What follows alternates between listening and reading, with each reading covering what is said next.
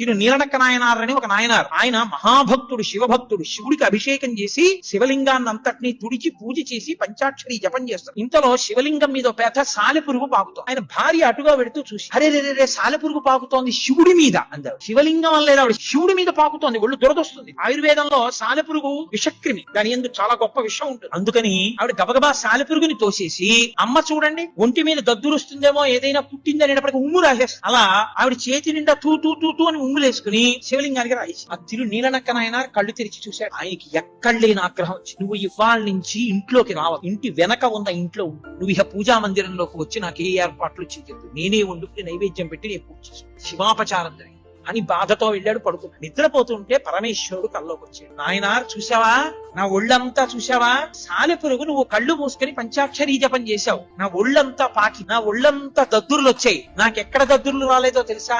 ఎక్కడ నీ భార్య శివలింగం శివుడే అని నమ్మి, శివుడి మీదే సాలెపురుగు పాకుతోందని నమ్మి, శివుడికి దద్దురెక్కుతుందని భావించి సాలెపురుగుని తీసి ఉమ్ము రాసేసిందో భక్తి ఉన్మాదంలో, అక్కడ దద్దురెక్కలేదు, మిగిలినవన్నీ దద్దుర్లెక్కే. నీకు కష్టం అనిపించింది, నాకు ఆవిడ భక్తి కనపడింది, భార్య కాళ్ళ మీద పడి తీసుకురా అన్నాడు. శివుడికి క్షమార్పణ చెప్పి తిరు నీలనక్క నాయనార్ భార్య కాళ్ళ మీద పడి ఇంట్లోకి తీసుకురా. ఆయనకి కావలసింది ప్రేమ ఉంటే ఉపచారంతో సంబంధం లేదు. ఉపచారాలు ఇన్ని చేసి ప్రేమ లేకపోతే ఆయనకు